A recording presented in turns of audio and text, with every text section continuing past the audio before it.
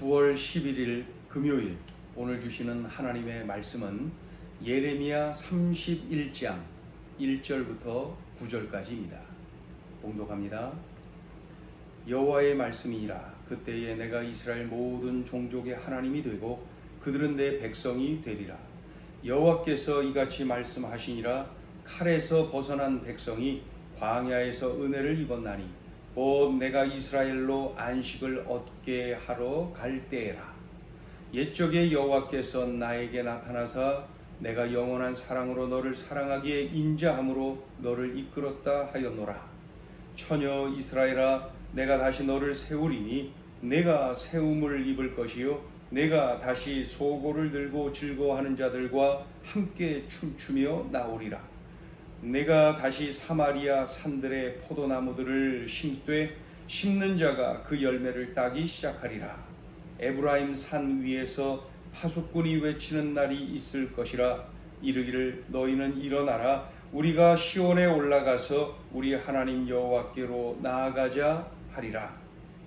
여호와께서 이와 같이 말씀하시니라. 너희는 여러 민족의 앞에 서서 야곱을 위하여 기뻐 외치라. 너희는 전파하며 찬양하며 말하라. 여호와여, 주의 백성 이스라엘의 남은 자를 구원하소서 하라. 보라, 나는 그들을 북쪽 땅에서 인도하며 땅 끝에서부터 모으리라. 그들 중에는 맹인과 다리 저는 사람과 잉태한 여인과 해산하는 여인이 함께 있으며 큰 무리를 이루어 이곳으로 돌아오리라. 그들이 울며 돌아오리니 나의 인도함을 받고 간구할 때에 내가 그들을 넘어지지 아니하고 물 있는 계곡의 고든 길로 가게 하리라. 나는 이스라엘의 아버지요 에브라임은 나의 장자니라. 아멘. 하나님께서 유다 백성에게 귀환, 이 회복 약속을 하시죠. 이런 과정에서 이제 예루살렘으로 그들이 귀환하게 될 테고요. 그들의 삶은 완전히 회복이 될 것입니다. 이런 과정을 보면서 오늘 본문은 출애굽을 우리들에게 보여주고 있습니다.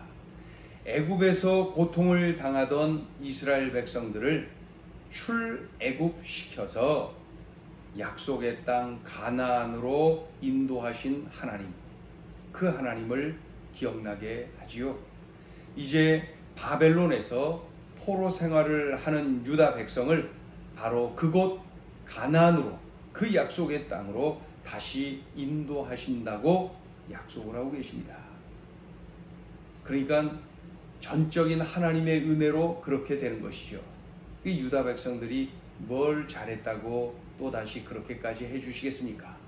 전적인 하나님의 은혜로 이렇게 이끌어 주시는 거죠. 이런 내용이 1절부터 3절까지 기록되어 있습니다. 출애굽의 하나님께서 출바벨론을 이렇게 해주시고 그로 인하여서 회복과 역전을 경험시켜 주실 것이다. 이러한 은혜, 사랑을 베푸신다는 거예요. 다시 가나안 땅으로 인도하시고 회복시키시는데 그 날이 되면 이제 70년 후가 되겠죠. 그 날이 되면은 백성은 춤을 추고 노래하고 또 농사를 지을 것이다. 그리고 하나님을 향한 예배가 회복될 것이다. 심지어 우상 숭배의 현장이었던 그 북이스라엘의 에브라임 산지, 그 북이스라엘의 에브라임 그 산 위에서도 하나님을 향한 예배의 회복이 일어날 것이다. 그러니까 하나님과의 관계의 회복이 멋지게 일어난다는 것이죠. 그러니 그 70년이 지나서 회복을 시키시는데 단순한 그 사람들의 이동, 영토를 다시 차지하고 그저 그곳에서 사는 그러한 정도의 회복이 아니라 하나님과의 관계 회복, 영적인 회복을 비롯한 총체적인 회복을 약속하고 계시는 것이죠.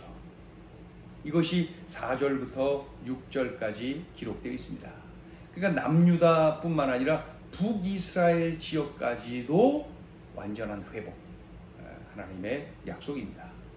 이후에 보니까 하나님은 포로로 끌려간 그 백성들을 다시 가나안 땅으로 이제 인도하실 것인데, 바벨론의 포로로 끌려간 남유다 백성들뿐만 아니라 옛적에 이미 150여 년 전에 그 아수르에 의해서 포로로 끌려간 그 북이스라엘 백성들까지도, 그들의 후손이겠죠, 그들까지도 불러 모으실 것이다. 그래서 북쪽 땅에서, 그리고 땅 끝에서 그 남은 자들을 돌아오도록 불러 모으실 것이다. 그런데 이제 그때 돌아올 때 보니까, 기록에 보니까 장애인도 돌아올 것이다, 임산부도 돌아올 것이다, 온 백성이 회개하며 감격하며 눈물을 흘릴 것이다. 그 회복의 그 기쁨이 얼마나 클지를 말씀하고 있습니다.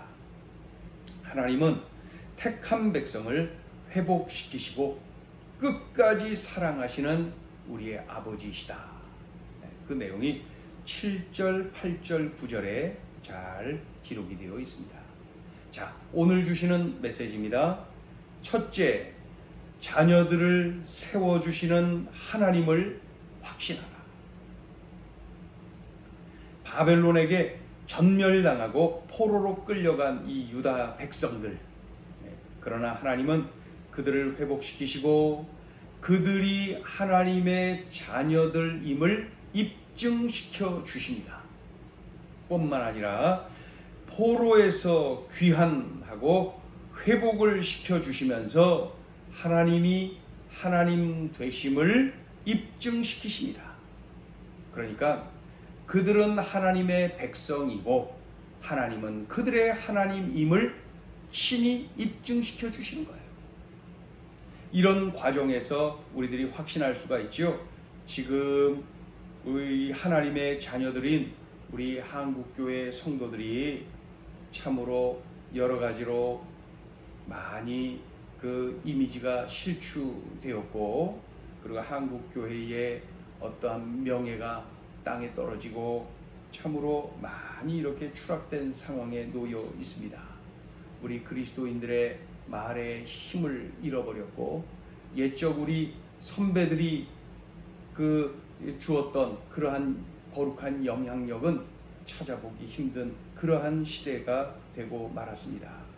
이러한 때에 우리들이 의지할 것은 자녀를 세워주시는 하나님, 자녀들을 회복시키시고 세워주시는 하나님, 그 하나님을 바짝 의지하고 그 하나님께 우리들이 전적으로 의지하고 맡기고 부르짖고 순종하며 사는 것입니다.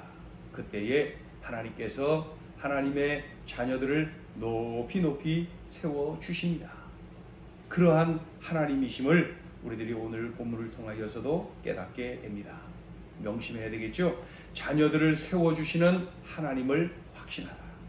하나님은 하나님의 자녀들이 부끄러움을 당하지 않도록 하나님께서 세워주시고 책임져 주시는구나. 오늘 이 말씀을 꼭 기억해야 되겠습니다. 자, 둘째 주시는 메시지, 고난의 자리에서 회복과 역전의 하나님을 바라보라. 바벨론에게 멸망당하고 포로로 끌려가는 고통을 당합니다. 그런 중에 하나님은 약속하시죠. 70년 후에 돌아올 것이다. 70년 후에 귀환할 것이다. 70년 후에 회복될 것이다. 이 약속 말이에요. 그리고 그 약속대로 때가 차니까 귀환을 합니다. 회복을 시켜주십니다. 이런 놀라운 은혜를 누리게 되죠. 이미 역사가 되어서 우리가 알고 있어요. 성전이 재건됩니다. 성벽이 재건됩니다. 영적 재건, 영적 부흥이 강력하게 일어납니다. 동시에 일상의 회복이, 그 기쁨의 회복이 일어나는 것을 봅니다. 총체적인 회복이죠. 이 모습을 보면서 깨닫게 됩니다. 어떤 고난 속에 있다 하더라도 하나님께 집중하자. 그리고 우리 하나님을 기대하자. 하나님은 회복과 역전을 주신다. 회복과 역전을 주신다. 이 하나님이 계시니 얼마나 감사합니까? 이런 하나님이 나의 아버지이시니 얼마나 감사합니까? 고난의 자리에서 회복과 역전의 하나님을 바라보자. 지금 코로나 2.5 단계로 인하여서 생업에 어려움을 겪는 우리 식구들을 이렇게 또 접하게 됩니다. 많은 어려움 속에 던져진 거죠. 큰 어려움 속에 던져진 거죠. 그러나 오늘 이 말씀을 붙잡고 힘을 내면 좋겠어요. 우리 하나님이 회복과 역전의 하나님이시지 않습니까? 그러니 지금의 이러한 어려움이 전부가 아니고 회복과 역전의 하나님을 경험하는 날이 온다. 그리고 이 어려운 고난 속에서도 낙심하고 좌절하는 것이 아니라 회복과 역전의 하나님을 기대하며 집중하는 것, 그것이 바로 하나님의 자녀들의 모습인 것입니다. 기도하죠. 자녀들을 높이 높이 세워주시는 하나님, 우리들은 고난 속에서도 역전과 회복의 하나님을 그렇게 해주시는 나의 아버지 하나님께 집중하며 하나님을 기대하며 우리들이 어려움 속에서 이겨내야 되겠습니다. 하나님, 오늘 주신 말씀을 꽉 끌어안고 참으로 나의 삶의 환경이 어떠하든지 간에 오늘 주신 말씀을 살아내며 이 말씀이 나의 삶에 응하여지는, 그래서 체험하며 간증으로 터져넘치는 우리의 삶이 되게 하여 주옵소서.